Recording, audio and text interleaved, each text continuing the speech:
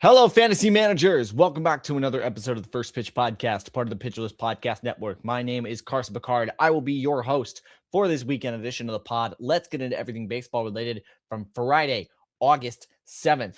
And while Thursday was a very slow news day, Friday absolutely has not been. And we will start with the headline news. Hunter Greene will undergo right elbow surgery. He is expected to miss the rest of the season and part of 2027 as well. This is devastating news for Hunter Greene, for fantasy managers, and for baseball. Greene pitched just over, I believe, 20 innings this year. Over the last couple of years, his total is less than 130 innings for the both 25 and 26 combined.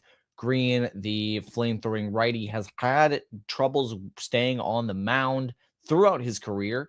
And in his fifth MLB season, that is continuing. So very rough news coming out of Cincinnati. Yimi Garcia has thoracic outlet syndrome. He will be out for 2026. And his status next year is, of course, in question. Matt Chapman, more likely than not, is going to require season-ending core surgery. And that verbiage is exactly what was coming out of San Francisco. Chapman, the premier third baseman, has not been having an excellent year by any stretches, but nevertheless is going to be very impactful here for the fantasy future.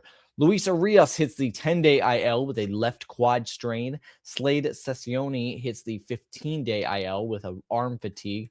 Joey Bart hits a 15-day IL with a hand fracture.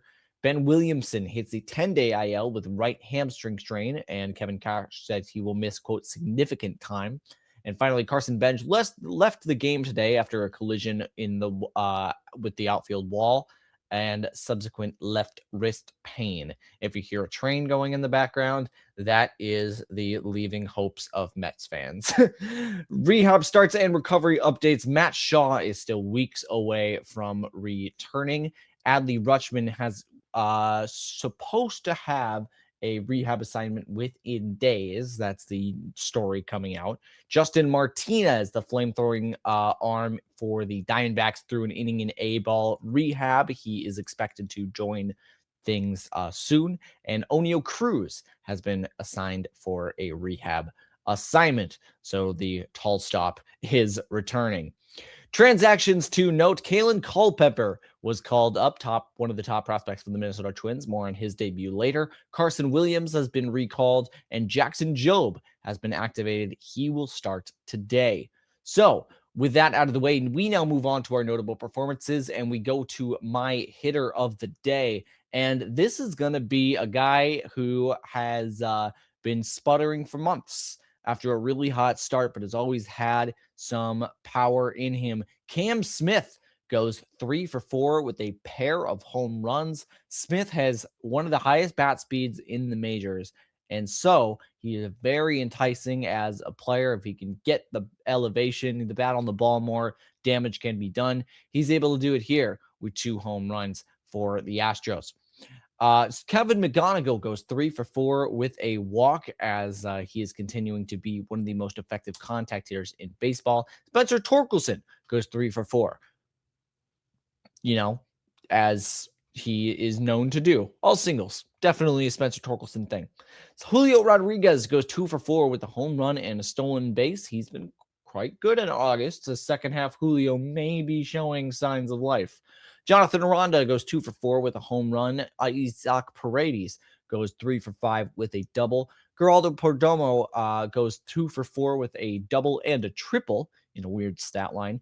TJ Rumfeld and Jake McCarthy both go 3 for 4 for the Colorado Rockies. Mason Wynn has an odd day, goes 1 for 3 with a walk, but 2 stolen bases to go along with it. Pedro Armstrong continues to build on his MVP case with a 1 for 3, 2 walk and stolen base day.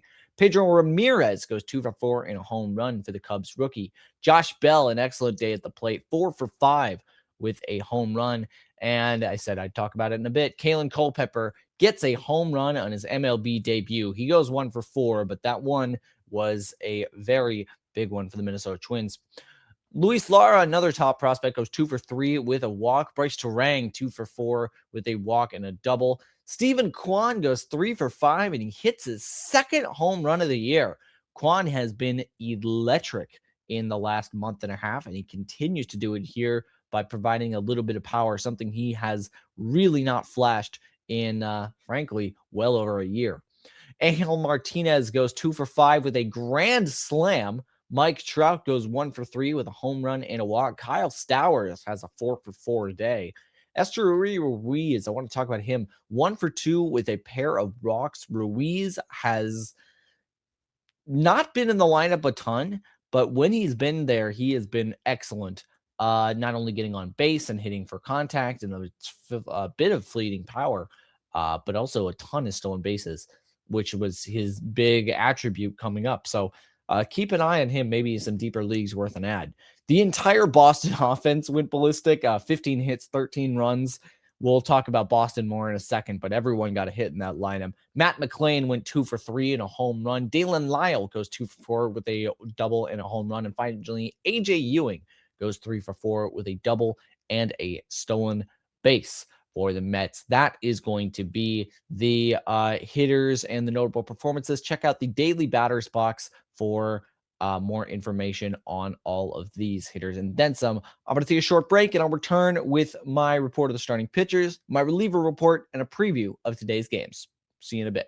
Welcome back to the First Pitch Podcast. We now move on to talk about the starting pitcher performances from yesterday, and my pitcher of the day in a day that had a lot of good performances, a lot of interesting ones by a lot of marquee names, is a new kid on the block. It is Payton Tolle having an absolute monster showing against the Athletics. In a previous decade, this would be an outing that would probably flirt with like the Kerry Wood 20 strikeout game. And I mean that with no hyperbole. 6 innings, 1 earned run, 2 hits, no walks, 14 strikeouts on 84 pitches, 24 whiffs, 43 CSW percent. This was a clinic. Tolle set up about a tick and a half on his velocity. His pitch mix was a little different. He did not use his sinker nearly as much, was more fastball cutter curve, and it worked brilliantly for him. He was locating high and outside. He was getting chases. He was getting whiffs. And the curveball was really interesting. Tolle throws basically 2 curveballs. He throws one fairly in a normal position, low and away. He throws another one kind of high. He has this like deceptive curveball, and it was located at the top part of the zone, sort of a, I don't want to say it's a get me over pitch, but definitely freezes the hitters up. It's a neat one. He dropped that in a few times. And for Tolle, it was just a masterclass start. Definitely one that, could have was dependent on the hitters biting, but my goodness, they bit on the fastballs every single time, could not touch it. Tolle's fastballs have a lot of run as well as a decent amount of vertical movement relative to their velocity. So all that means is that with that 6'6" stride, they is moving. And it was amazing here. 24 whiffs, 14 strikeouts in just 6 innings. Absolutely brilliant. Drew Rasmussen has an admirable performance as well as an honorable mention. 7 innings, no earned runs, 2 hits, 2 walks, 8 strikeouts on 91 pitches. 12 whiffs and 31 CSW percent. A little erratic, but effective start from Rasmussen. Logan Gilbert gets 6 2/3 innings, 2 earned runs, 4 hits, 4 walks, 6 Ks, 95 pitches. 12 whiffs, 25 CSW percent. The stuff was pretty decent. The locations, not so much, still able to be pretty decent. Robbie Ray was not. 5 innings, 4 earned runs, 7 hits, 5 walks, 2 Ks, 92 pitches, 5 whiffs, 16 CSW percent. And one of the marquee names heading over to San Diego has not shown his flowers there. Tyler Mahle goes 6 innings, no earned runs, 3 hits, 2 walks, 9 Ks on 92 pitches, 12 whiffs, 30 CSW percent. And I want to note, no sliders thrown. Mahle has been a fastball splitter slider guy for years, and not a single slider was thrown for Mahle. So maybe a bit of a pitch mix change or just an odd start. Either way, was effective. Jose Soriano makes his debut with the Toronto Blue Jays. 4 2/3 innings, 1 earned run, 4 hits, 3 walks, 3 Ks, 94 pitches. Got 18 whiffs, 31 CSW percent. Was more curveball dependent than normal, and was reasonably effective with it, although fairly erratic. Nevertheless, he gets the erratic but effective tag. Zach Wheeler gets 5 1/3 innings, but got knocked around, and a lot of that by his own fault. 4 earned runs, 7 hits, 5 walks, 6 strikeouts, and get this, hey, for all the folks that were concerned about his longevity and how his arm was going to hold up, 116 pitches. And I actually have not done the research as to if that's the most pitches in a start this year, but it is dang close. 116 pitches from Zach Wheeler, 16 whiffs, 25 CSW percent. He just could not find the splitter the entire start. He was trying it. He was not getting it, not getting a ton of chases, not getting it in the strike zone. And that kind of collapsed things on him. Kyle Leahy goes and gets 5 innings, 2 earned runs, 8 hits, no walks though, and 8 strikeouts on 82 pitches, gets 14 whiffs for 35 CSW percent. And Kevin Gausman, 7 innings, 2 earned runs, 4 hits, 1 walk, 4 Ks on 96 pitches in his Cubs debut, 14 whiffs, 30 CSW percent. And I just want to give a honorable mention to not to the I want to give an honorable mention to David Sandlin, who I had to pull it up here. David Sandlin, who had to relieve Noah Schultz after Schultz was pulled by Will Venable after throwing just a third of an inning. There was a managerial issue. He was too many mound visits, and because of that, Schultz had to be removed. And on a game which you will remember was right after the Red Sox had to duel the White Sox for 13 innings, and a bunch of pitchers were used for Chicago. The bullpen was completely exasperated, and thus David Sandlin had to come in and throw a little under 6 innings in spontaneous relief. And did not do a great job, but who could in those circumstances? And I just want to say, you know what? First of all, it's really funny. And second of all, considering the circumstances, just good to get through the game.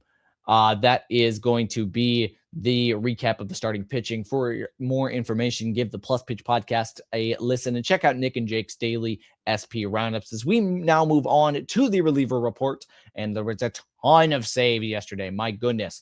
Tyler Rogers gets his 4th save of the year for the Toronto Blue Jays. Clayton Beeter, his 12th for the Washington Nationals. Jose Fermin picks up his first save for the Angels. Raymond Burgos picks up his first save. It's a long save for the Boston Red Sox. Yoendris Gomez picks up his 16th save of the year for the Minnesota Twins. Jacob Webb picks up his 7th save of the year. Brian Lee O'Brien picks up his 28th save of the year for the St. Louis Cardinals. Jacob Latz, his 22nd for the Texas Rangers. Josh Hader, his 16th of the year, racking him up for the Houston Astros.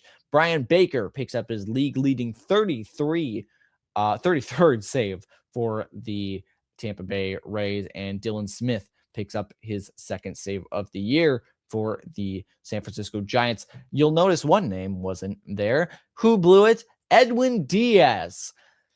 Diaz, of course, signed a huge contract, one of the marquee names, going to the Dodgers this offseason. He allows a walk, gets a strikeout, and then a 2-run shot to have the Diamondbacks walk off the Dodgers. That is now their 7th consecutive loss for Los Angeles. Now, they have already amassed a huge lead, and there's, for the division, that's fine. But quietly, the Dodgers have been sputtering here in August, really just not being able to get wins on the board. They are now 3rd in the National League. And we'll see how the Braves and Brewers are going to be able to capitalize on this. Maybe sending the Dodgers to the division or to the wild card round, which would be a hoot. Wouldn't that be something to see them face off against those Diamondbacks, the Phillies, the Cubs? Crazy things have happened. So That is the reliever report as we now look forward to the full slate of games today on this lovely Saturday. The Angels at the Marlins is one of the games I want to highlight. It's Walbert Urania versus Sandy Alcantara. The Orioles at the Rangers is Kyle Bradish versus Jacob deGrom. The Tigers at the Giants will be the season debut, and one of the few starts for Jackson Jobe versus Landon Roop. And the game of the day for me is going to be a generational matchup. And I mean that in the fact that we have two generational pitchers dueling each other in a very important game for both of their standings. Braves at the Yankees. It is Chris Sale versus Garrett Cole, two of the best pitchers of the last 15 years. They will be going at it late in their careers in a key spot for their teams. That's going to be my game of the day, and that's going to be the First Pitch podcast today. For more information and a deeper dive on everything baseball, hop on to pitcherlist.com. For further access, sign up for PL Plus or PL Pro to gain access to the Discord, PLV apps, and to support the Pitcher List staff like myself. Finally, my name is Carson Picard. You can find me on First Pitch Podcast or on the Shallows podcast. Gosh, I've read this probably 50 times this year, and I still can't do it cleanly. You can find me on the Shallows podcast with my great co-host Eric Henriksen, as well as on the website formerly known as Twitter at CarsBucard PL. Thank you very much for listening. Good luck with the rest of your weeks. Bless the knees, bless the elbows. Take care, you guys.